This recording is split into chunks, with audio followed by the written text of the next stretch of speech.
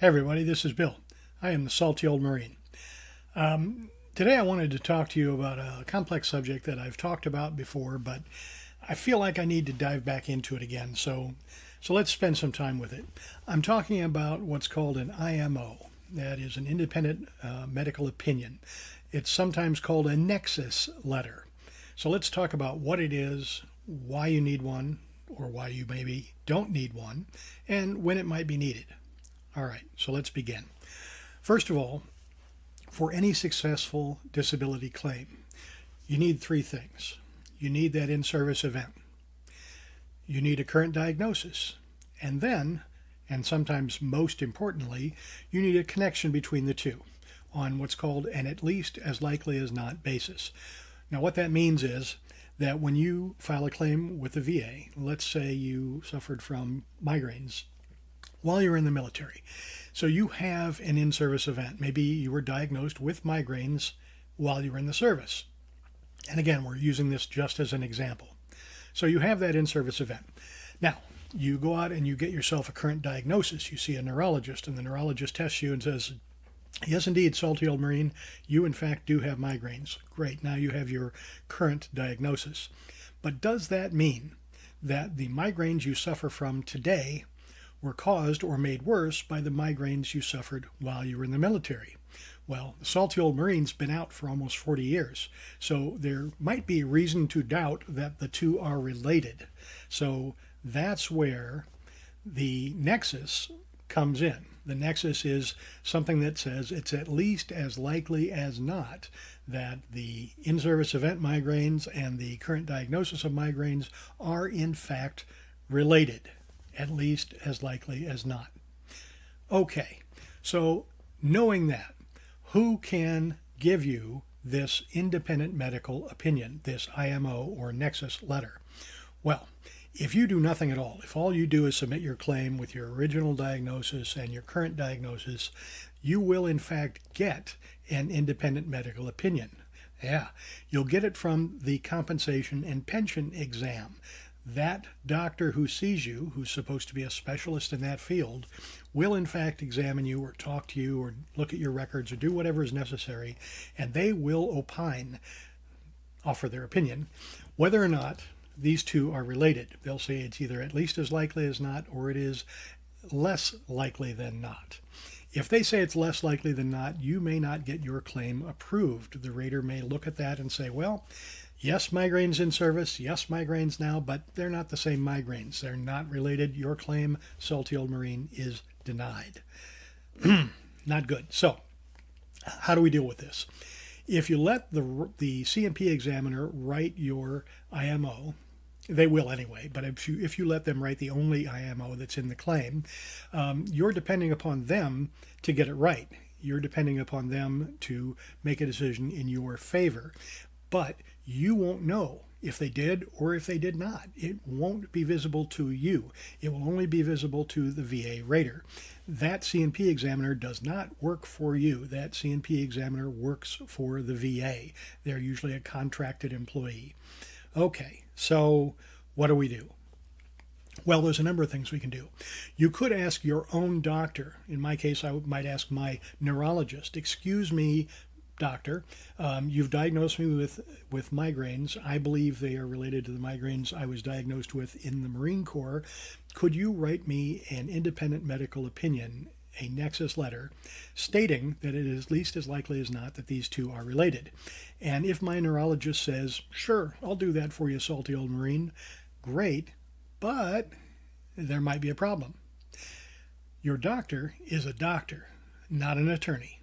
Chances are your doctor has never worked with or for the VA and does not understand what their requirements are. That whole at least as likely as not stuff, and then a whole bunch of legalese that goes with it, and maybe even some backup information about why these two are related. So maybe some studies or some scientific information. It may not be acceptable to the VA to just have your neurologist say, oh yeah, I think they're definitely related. End of discussion. I mean, your neurologist probably knows, but that doesn't mean the VA is going to find it acceptable. So although you can ask your doctor for that Nexus letter. It doesn't necessarily mean it's the best route to go. It might be, and it certainly might not hurt to have that. Now, I should also add that many, perhaps most doctors will not write a Nexus letter, a medical opinion letter. Why not? Because it's a legal document and they're not lawyers. This is not their field of expertise. My neurologist is a neurologist. He's there to help me with my migraines, not to deal with the VA on my behalf, right?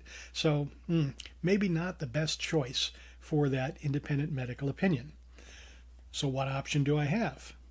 Well, I can go out to the greater world, and there are a number of professionals out there who have that medical background and understanding to write that independent medical opinion, that Nexus letter, and provide it in exactly the format that the VA needs, using exactly the words the VA wants to hear, in the format that they find acceptable. And that costs money. How much? It all depends. I have personally received a Nexus letter that cost me $300. It was a follow-up to a previous Nexus letter. In other words, I got a frequent flyer discount, which is great. I have paid more, much more. And so that leads us to the question of, should I purchase an independent medical opinion? Should I spend the money on a Nexus letter? Well, that becomes a very, very subjective decision. I can't say whether or not it's going to be the best idea for you and your claim. But here's how you can approach it. Think about it this way. When you're filing what we call a fully developed claim, an FDC, a claim that you want to just sail through the VA process from start to finish and have very little challenge, right? We can help that along by providing the VA with that in-service event and that current diagnosis and the Nexus letter and our personal statement and buddy letters and medical evidence, including our own medical history and our diagnosis and all that stuff, right? Boom, we put that all in there as a fully developed claim. We might not even get a C&P exam. We might just get what they call an ACE review, meaning that the VA says, you know what, all the information I need to make a decision, yay or nay, is present. So let's just cut to the chase. That's happened. I've had an ACE review in lieu of a C&P exam.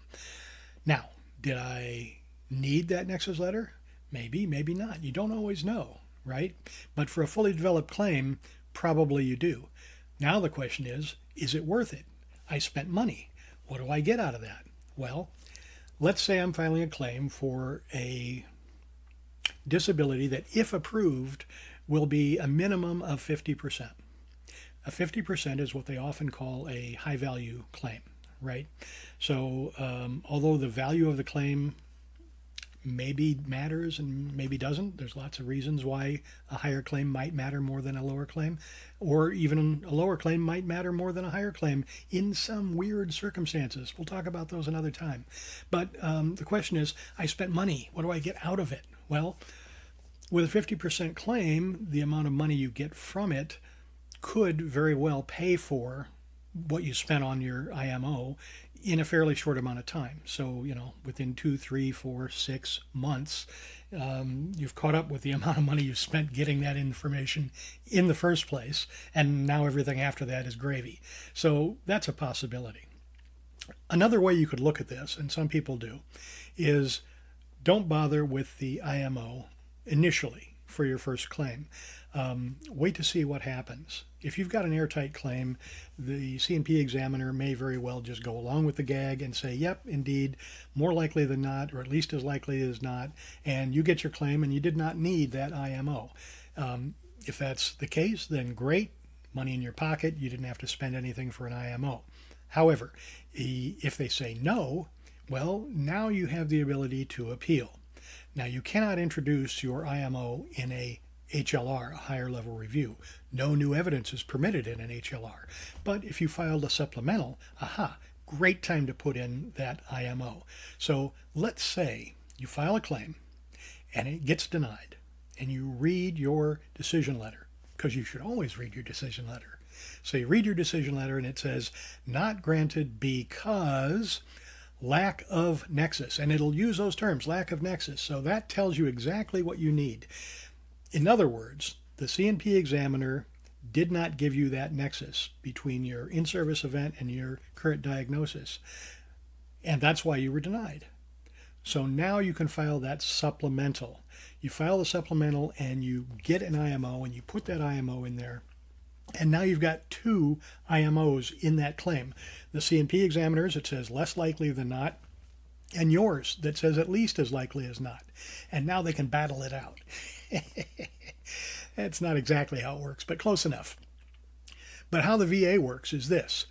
Whenever there is a difference of opinion between medical professionals, and your IMO is from a medical professional, the VA is supposed to take a very close look at both of those.